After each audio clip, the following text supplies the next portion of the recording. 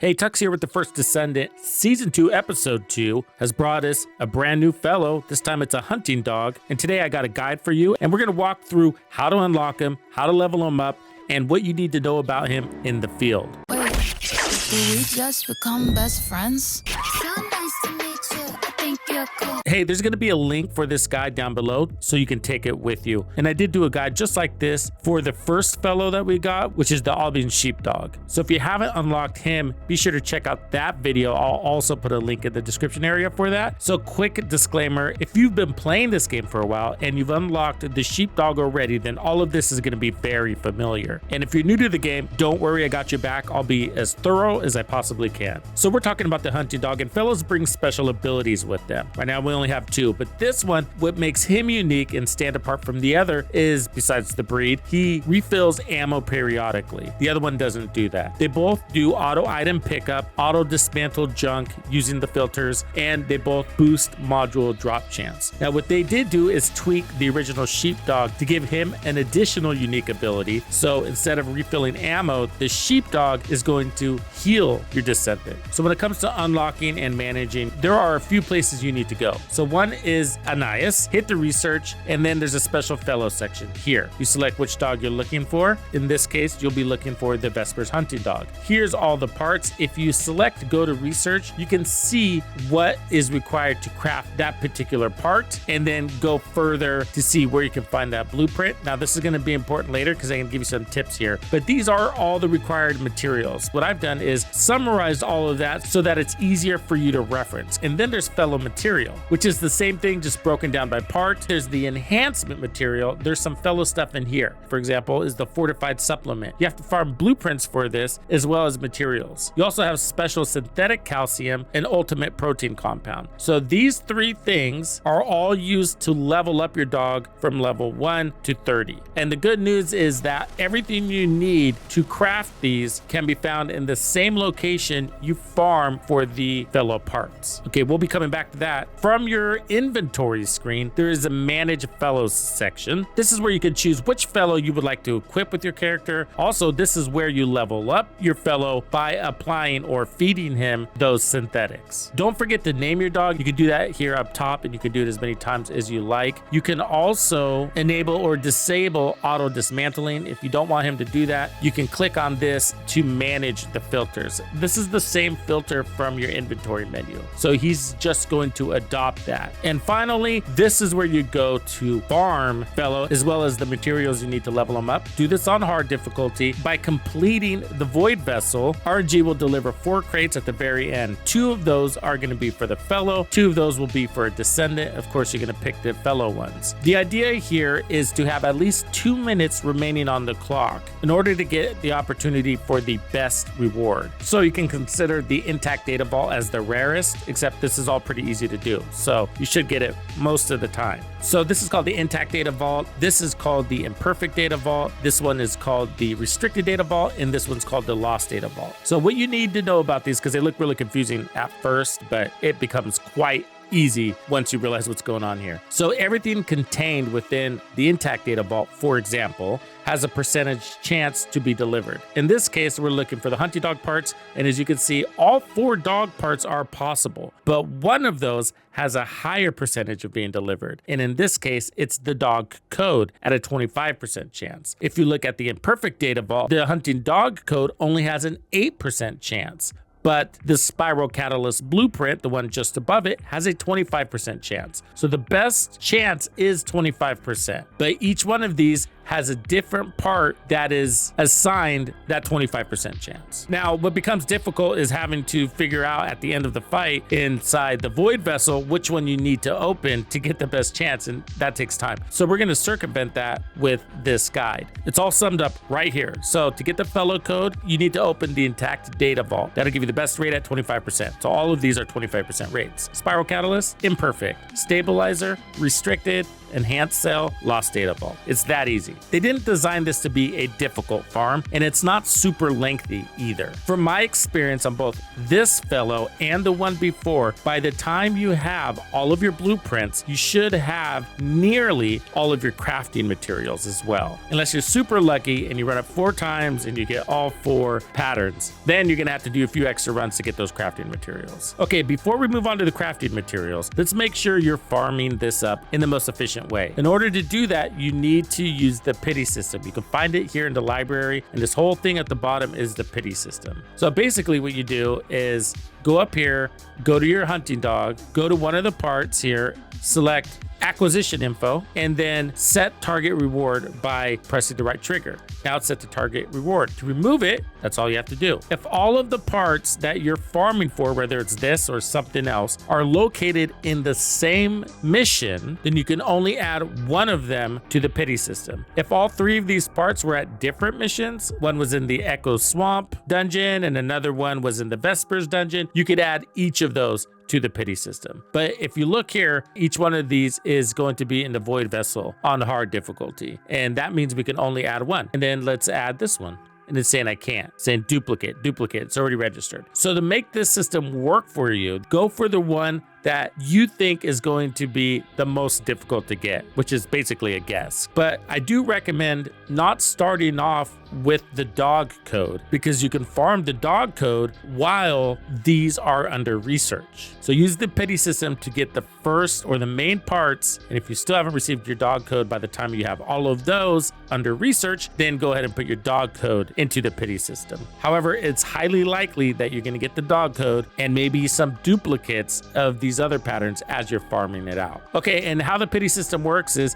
as you're running the mission in the void vessel under hard difficulty, it's going to increase the status bar by a certain percentage. If you haven't got the drop in about 10 runs, I think it's 10 runs, then it's going to automatically give you that blueprint. Once that happens, you're now free to select another blueprint for the pity system. All right, crafting materials. All of the crafting materials for the dog can be found in the experimental storage container.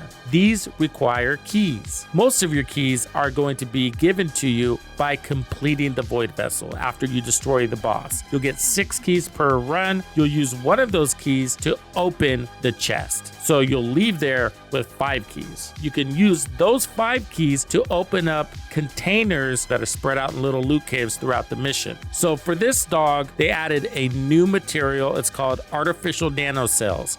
And it's these little green ball things on the side. You're gonna need 325 of those. That's a lot. That's your long stick right there when it comes to materials. I had most of this other stuff just from playing this whole time. So you're gonna need 100 cloned plasmoids, 225 Noctium, 150 specialized serum cultures, and 200 centromere mixtures. So the experimental storage containers look like this. They're the bigger ones and they're highlighted with blue neon lights. If you're new to the game and you don't have a lot of decryption keys, be sure to prioritize your decryption keys for the experimental storage containers. There's broken containers, ones that don't require a key. Feel free to open those up, but don't use your keys on anything else if you're limited. We'll come back to keys in a second here. But what I suggest that you do is go into your fellow, the hunting dog, and then these artificial nanocells, make sure you have tracking on. And what that's gonna do is put how many you have right here so that you can keep track of when you have enough. But you need more than 75, you need 325. That's because it's only tracking one of them. The artificial nanocells are used on multiple blueprints. Add any material that you need to farm up for your Vespers dog here. Once you have your 3 blueprints, get those crafting and then go farm your code. So now that your dog is cooking, now need to go back into the void vessel and farm a different set of materials. If you're limited on keys, you will be doing this as a second priority. If you had a bunch of keys like I did, then you will be able to farm this while you're farming your fellow. The fortified supplements are the least efficient way to level up your dog, but they're also the most common blueprint that you're going to encounter. That's what you're farming for, and then you're also farming for the materials to craft these But if you notice, all the materials are the same. They're all adaptive proteins, they're all lectins and ionized metal. So they're all the same, and how many are used to craft these are the same. But what's different is how many levels each one of these is delivering. And I have that here on the guide. The fortified supplement is delivering you 1,000 experience. The special synthetic, the blue one, is delivering you 2,500, while the ultimate protein compound is delivering 10,000. So the idea is to get to level 30. That's the dog's level cap, but each level for the fellow requires a different level of experience. And the higher you go, the more experience is required per level. In other words, it's going to cost you more growth material